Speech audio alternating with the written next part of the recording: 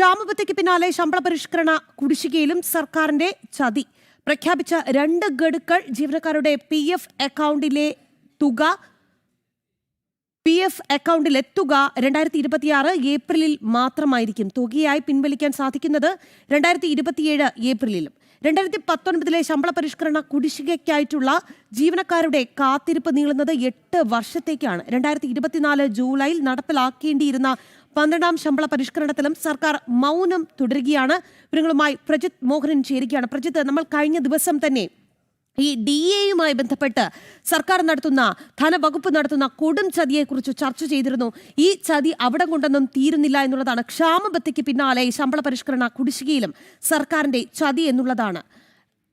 പ്രജിത്ത് പറയും. 2021 ഫെബ്രുവരി 10-ാം തീയതിയാണ് 2019 ജൂലൈ 1 മുതൽ മുൻകാല പ്രാബല്യം നൽകി സർക്കാർ ജീവനക്കാരുടെ 11ാം ശമ്പള പരിഷ്കരണം പ്രഖ്യാപിക്കുന്നത്. അതിൽ പറഞ്ഞിരുന്നത് 2019 ജൂലൈ മുതൽ 2021 ഫെബ്രുവരി വരെയുള്ള ശമ്പള പരിഷ്കരണ കുടിശ്ശിക അത് 25% 4 ഗഡുക്കളായി 2023 ഏപ്രിൽ ഒക്ടോബർ, പിന്നെ വീണ്ടും 2024 ഏപ്രിൽ ഒക്ടോബർ മാസങ്ങളിൽ വിതരണം ചെയ്യുന്നതായിരുന്നു അന്നത്തെ ഉത്തരവിൽ സർക്കാർ പറഞ്ഞിരുന്നത്. എന്നാൽ സർവീസിൽ തുടരുന്ന ജീവനക്കാർക്ക് ഈ ശമ്പള പരിഷ്കരണ കുടിശ്ശിക നൽകുന്നത് പിന്നെയും ഒരുപാട് നീണ്ടുപോയി. ഇതിനിടെ ജീവനക്കാർ വലിയ പ്രതിഷേധങ്ങൾ ഉയർത്തി. ഒടുവിൽ കഴിഞ്ഞ ബജറ്റിൽ ഉൾപ്പെടുത്തി ഈ വർഷം 2025 മാർച്ചിലാണ് 1ഉം 2ഉം ഗഡുക്കൾ PF ലഭിക്കാൻ ഉത്തരവുണ്ടാകുന്നത്. അതിനുശേഷം ഈ നവംബർ 1-ന് ഈ കേരളപ്പിറവി ദിനത്തിൽ പുറത്തിറക്കിയ ഉത്തരവിലാണ് ജീവനക്കാർക്ക് നൽകാൻ ബാക്കിയുണ്ടായിരുന്ന 2 ഗഡു ശമ്പള പരിഷ്കരണ കുടിശ്ശിക കൂടി PF ലയിപ്പിക്കാൻ അനുവദിച്ചതായി സർക്കാർ പ്രഖ്യാപിച്ചത്. പക്ഷേ ഈ ഉത്തരവിലാണ് സർക്കാർ ഒരു ചതി ചെയ്ത് വെച്ചിരിക്കുന്നത് എന്നുള്ളതാണ്. കാരണം സർക്കാരിന്റെ ഉത്തരവിൽ പറയുന്നത് ഈ കുടിശ്ശിക PF ക്രെഡിറ്റ് ചെയ്യുക 2026 ഏപ്രിൽ 1-ന് ശേഷം മാത്രമാണ്. അത് പിൻവലിക്കാൻ സാധിക്കുന്നതാകട്ടെ 2027 ഏപ്രിൽ മാസം മുതൽ, അല്ലെങ്കിൽ സേവനത്തിൽ നിന്ന് വിരമിച്ചതിന് ശേഷം അതേതാണോ ആദ്യം വരുന്നത് അങ്ങനെയാണ് അത് പിൻവലിക്കാൻ സാധിക്കുക.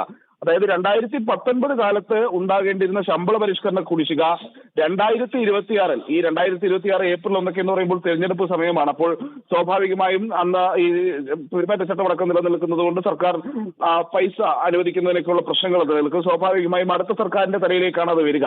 അങ്ങനെ 2019 ശമ്പള പരിഷ്കരണ കുടിശ്ശിക 2026 അധികാരത്തിലേറുന്ന സർക്കാർ തരുമെന്നും ആ തുക ഈ പറയുന്ന ജീവനക്കാരുടെ കയ്യിൽ കിട്ടണമെങ്കിൽ അത് 2027 വരെ കാത്തിരിക്കണമെന്നുമാണ് ഉത്തരവിലൂടെ വ്യക്തമാക്കുന്നത്. അതുതന്നെയാണ് ഈ പറയുന്ന ചതിയായി നമ്മൾ ഈ വിഷയത്തിൽ ജീവനക്കാർ ആരോപിക്കുന്നത്. മറ്റൊരു പ്രധാനപ്പെട്ട പ്രശ്നം എന്ന് പറയുന്നത് നേരത്തെ, അതായത് ഈ 11ാം ശമ്പള പരിഷ്കരണ കുടിശ്ശികയുടെ ആദ്യ ഗഡു 2025 മാർച്ചിന് നൽകിയത് ഇതുവരെയും ജീവനക്കാർക്ക് അവരുടെ PF നിന്ന് പിൻവലിക്കാൻ സാധിച്ചിട്ടില്ല. അതിനും സാധിക്കുക 2026 ഏപ്രിൽ 1 എന്നുള്ളതാണ്. അങ്ങനെ 2019 പ്രഖ്യാപിച്ച ശമ്പള പരിഷ്കരണ കുടിശ്ശികയുടെ 4 ഗഡുക്കളും ജീവനക്കാർക്ക് കയ്യിലേക്ക് വരിക, അല്ലെങ്കിൽ ജീവനക്കാരുടെ PF അവർക്ക് എടുക്കാൻ കഴിയുന്നത് 2026 ഏപ്രിൽ 1 കഴിയാതെ ഈ തുക ഒട്ടും ജീവനക്കാരുടെ കയ്യിൽ കിട്ടുന്നില്ല. ഇതിനൊപ്പം തന്നെയാണ് 2024 ജൂലൈ മാസം 12-ാം തീയതി ജൂലൈ മാസം 12-ന് 12ാം ശമ്പള പരിഷ്കരണം നടപ്പിൽ വരുത്തേണ്ട സാഹചര്യം ഉണ്ടായിരുന്നു.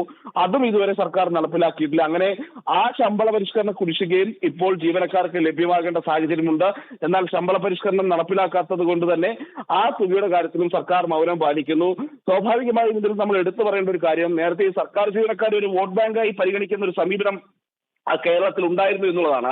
എന്നാൽ ഇടതുപക്ഷ സർക്കാർ അധികാരത്തിൽ വന്നതിന് ശേഷം സർക്കാർ ജീവനക്കാരിൽ നല്ലൊരു ശതമാനം CPM പ്രവർത്തകരും ഒക്കെ ഉണ്ട്. അവരുടെ കേരള സംവിധാനമൊക്കെ ശക്തമായതോടുകൂടി ഇപ്പോൾ അങ്ങനെ ഒരു പരിഗണന സർക്കാർ ജീവനക്കാർക്ക് നൽകുന്നില്ല എന്നുള്ളതാണ് സർക്കാർ ജീവനക്കാരുടെ തന്നെ വിവിധ സംഘടനകൾ അടക്കം പറയുന്നത്.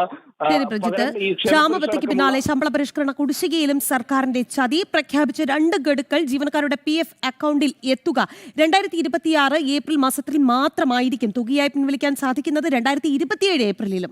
വൻ ചതിയാണ് സർക്കാർ ജീവനക്കാർ നേരിടുന്നത് എന്നുള്ളതാണ്. തിരുവനന്തപുരത്ത് നിന്ന് പ്രജിത് മോഹനാണ് വാർത്തയുടെ വിശദാംശങ്ങൾ നൽകിയത്.